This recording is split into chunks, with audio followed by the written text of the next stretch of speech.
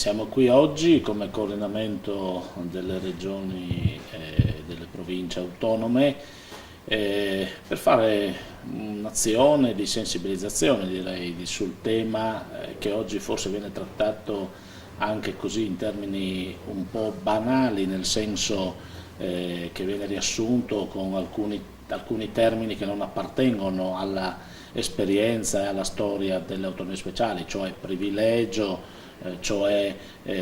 non più attualità di alcuni principi costituenti della specialità regionale. Noi vogliamo dire con forza, ribadire con forza che i principi per cui è stata riconosciuta la specialità e l'autonomia di alcune parti del territorio del nostro Paese sono ancora validi, sono validi perché appartengono alla essenza stessa di questi territori. Dall'altro lato siamo anche a dire che non parliamo di privilegi, ma parliamo di un'esperienza costruita in tanti anni di governo di queste realtà difficili, spesso marginali rispetto al Paese, laddove si sono sviluppate appunto esperienze di governo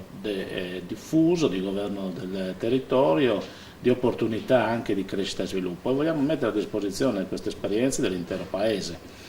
Oggi in tema di riforma costituzionale si rimette in discussione il riparto di poteri fra centro e periferia, siamo convinti che questo nuovo vento di centralismo, del centralismo rinnovato da parte dello Stato, non sia la risposta ottimale alle esigenze di un Paese che è differenziato di per sé. La Costituzione stessa riconosce all'articolo 5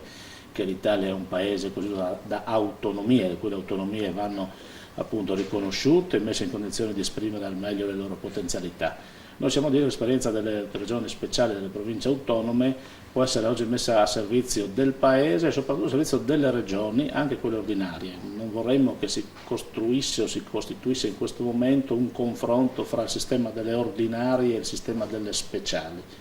perché in realtà quello che è in gioco è il regionalismo, quello che è in gioco è il governo decentrato, e quindi noi siamo convinti che tutto ciò possa essere utilmente reso a disposizione del dibattito politico e soprattutto del regionalismo nel suo complesso.